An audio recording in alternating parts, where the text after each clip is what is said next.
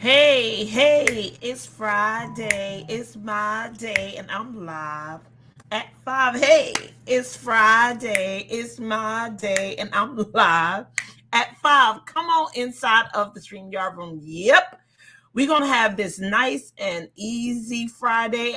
I don't know, Tamu, what it's called. Is fun filled something Friday. We just gonna chill out. We're gonna have a nice calm conversation.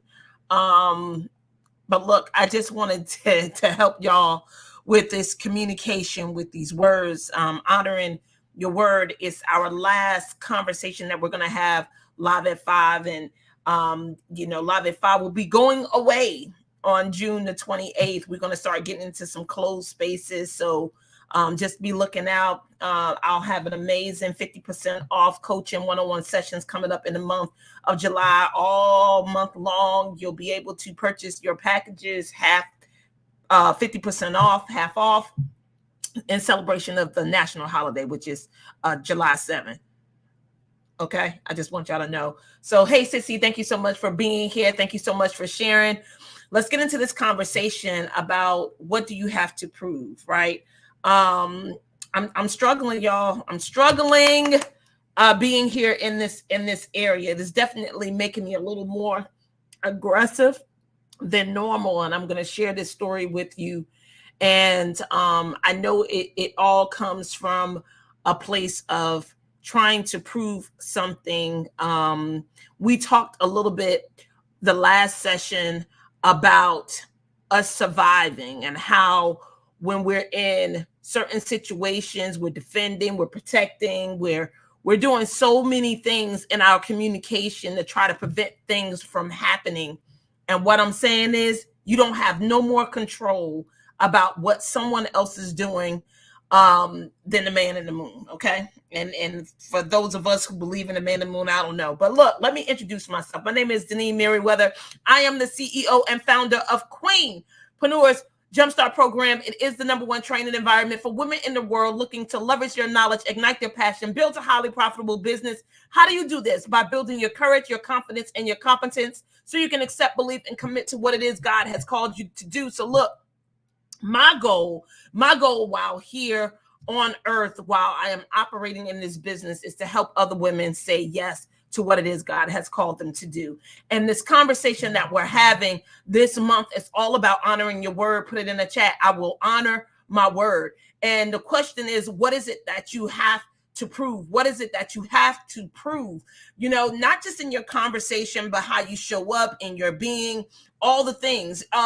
When you look at what you have been creating with your conversation, whether it's healthy relationships, not so healthy relationships, the income that you want, the opportunities that you want, I want you to get that your words have the creative power. The people that you are connecting yourself to, that you have been in conversation with, is what's assisting you with getting to where it is that you want to go. So last night I was taking my daughter after an amazing Bible study conversation about overcoming anger. Put it in the chat. Overcoming anger, right? And for those of you who know, I moved from North Carolina to Chantilly, Virginia. And Chantilly, Virginia is like 45 minutes from Washington, D.C. I'm originally from Jersey City. I grew up in a very aggressive environment. I went to school in Baltimore, another very aggressive environment. And then I went to sweet old North Carolina, and I got easy, right? I got laid back. I got comfortable, not as edgy. But now that I'm back in Chantilly, I'm a little more edgy.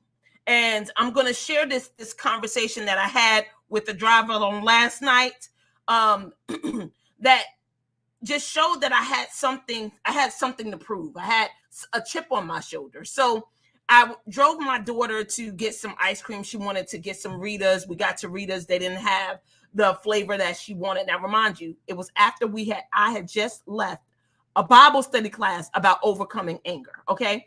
I'm driving in the car. It looked like my lights wasn't on. I was driving my husband's car. My car is in the shop getting fixed because I don't have no air conditioning. It's hot and I need air. And we were leaving, and the guy behind me was flashing his lights. Now, He flashed his lights and I moved over a lane, right? And then shortly after that, he started blowing his horn. Then that made me aggressive. Naturally, what do you think I did? I started blowing my horn. Like, why are you blowing the horn at me? Don't blow the horn at me, right? I'm already trying to get out your way. Go around me. So then he comes around me and he's driving and he's like, roll your window down, roll your window down. And I'm like, what? So I rolled my window down. And he yells and I'm saying, what? And my daughter is sitting next to me and she's like, oh my God, my mom's tweaking. My mom is tweaking. And when he gets the window down and I get my window down, he says, turn your lights on. And then he drives off and I'm like, oh, thank you. Right. But do you get that? The reaction that I had and that I was ready for was to bring the noise, right? To say whatever it was that I wanted to say to prove like, I ain't scared. I ain't afraid of you. You're not going to make me do anything I don't want to do. You're not going to make me drive that. LaShawn, you laughing, but girl, I'm telling you, sometimes I just don't understand why I be on edge. The man was just trying to tell me to turn my lights on. And earlier, it looked like my lights was on, but I was driving my husband's car, so I'm not as familiar, not as comfortable. But I say all that to say is that when you're entering into these conversations, right? Because again, we are communicating, we're honoring our words, we're building relationships, we are hopefully showing up in a light that God would be pleased. And I left a Bible study and I promise you, God was no more pleased with my conversation with that man in that car as if I never even attended the class at all. Do you understand? And my question to you is, what is it that you have to prove? Past trauma and experiences, maybe, of course. I mean, definitely. Because of the past, because of living in certain environments, put this in the chat. I live from a context. Put it in the chat. I live from a context. Remember, we talked about that earlier this month, your paradigm, your context, your point of view. Like you live from a particular place. You are in a world. And what we think is that the world actually gives us the words to fit into. See, that's what's happening to me. I'm in an area that's aggressive and I'm allowing the aggressive area to dictate my language. Put it in the chat. World does not create word. World does not create word. That is so out of order. How did it happen in the beginning? What did God do in the beginning? He said, he spoke things into existence, right? He said, let there be light, and there was light. He said, let's separate the day from the night. He said he spoke things into existence. The only thing that we know of that actually required him touching anything was us, was human beings. He actually made us out of dust, and he gave us his breath, which was his spirit, his soul within us, right? So everything else was just spoken, was just word, was created from word. And what I'm trying to get you to get is that so often we allow the worlds that we live in to dictate our conversations and the words that we're saying. And what I'm saying is, the question on the table is, what do you have to prove? What's making you act and perform or show up out of character? Are you that easily disturbed that you allow someone driving behind you, next to you, to change how you show up and who you are and the example that you are for your children? Look, I'm not coming on you. I am talking about me, right? This is how I had to check myself on last night after leaving a Bible study about overcoming anger. Do you get what I'm saying? So here's what I want to leave you with this weekend. There is nothing to prove. You don't have to show someone or tell someone that you about it. 9 times out of 10, I think people can normally look at you or that somehow they experience you and they know that you are about business, but they feel the same way about people who are not rah-rah, right? Like when you walk into a space with an Oprah Winfrey, a Michelle Obama, a Barack Obama, even a Joe Biden, anybody that you may admire or see in spaces, right? They don't have to get rah-rah with you in order for their presence to demand the respect owed. Correct?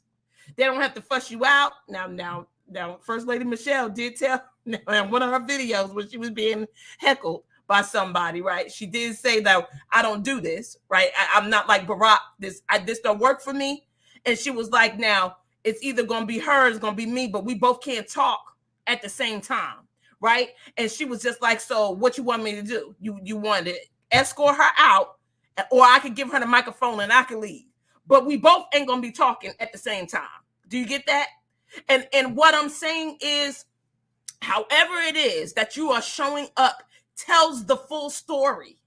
And you don't have to be rah-rah to do it. You have nothing to prove. All you have to do is show up, because your energy, the way you move, your conversation, the way you look, your dress, everything speaks. Put it in the chat. Everything speaks. Sometimes people can feel the energy. Like my children can tell, like, oh, mama not in a good mood, or mama is something she's thinking about. Like your presence, your aura. I was talking to a girlfriend today, and she could tell, like, Denise, you sound a little off. I was like, yeah, I ain't too happy today, right? I have a birthday coming up. I don't have no activities.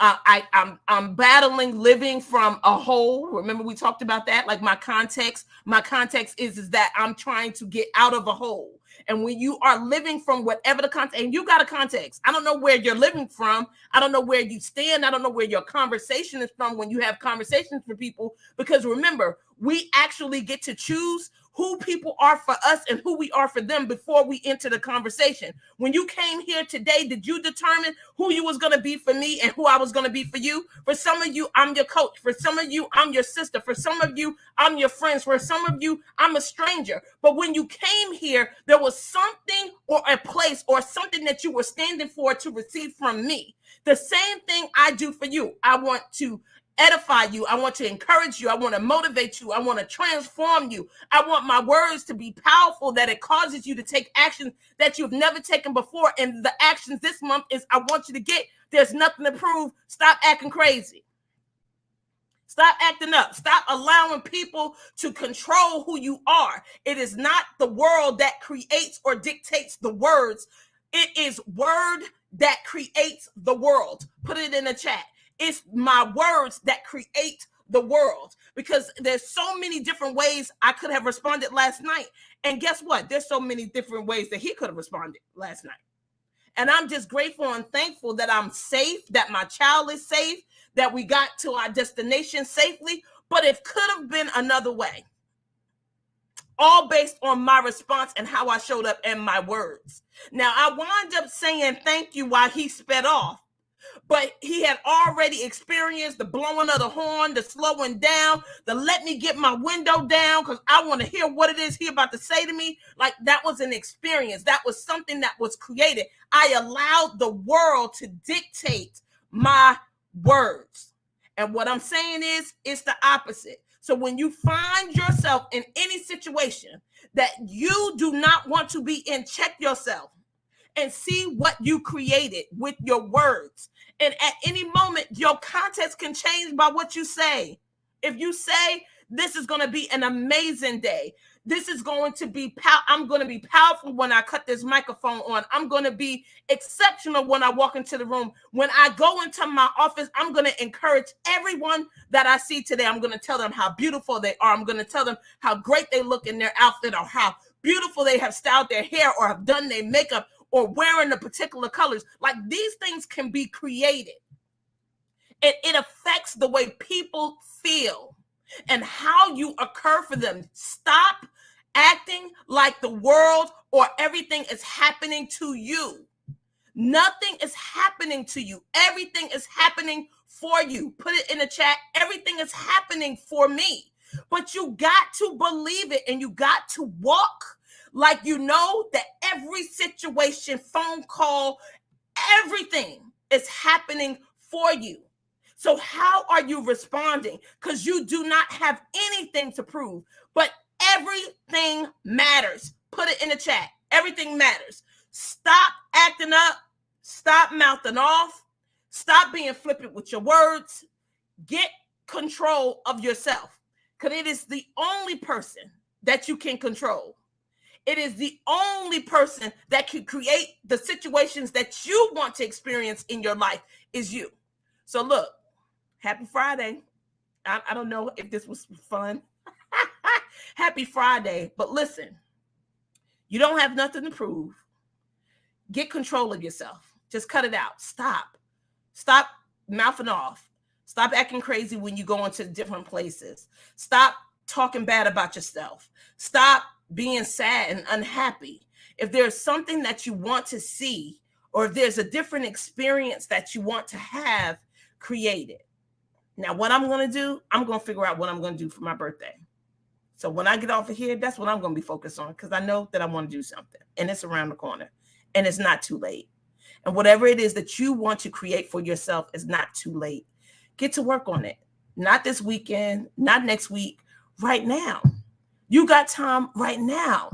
You're breathing right now. You got air in your body right now. You got people that you could call to assist you right now. You could crack open your own microphone and ask for help right now. You could boldly make requests right now. You can search anything that you want to search. Thank you, Google, right now. Get into action right now, because right now is all that you have. I love you. Have an amazing, amazing, amazing weekend. You have nothing to prove. Honor your word. Stop acting crazy. Get control of yourself, Janine, Michael, Merriweather, and whoever else is out there as well. Hey, it's Friday. It's my day, and I'm live at 5. I love you guys. I'm live at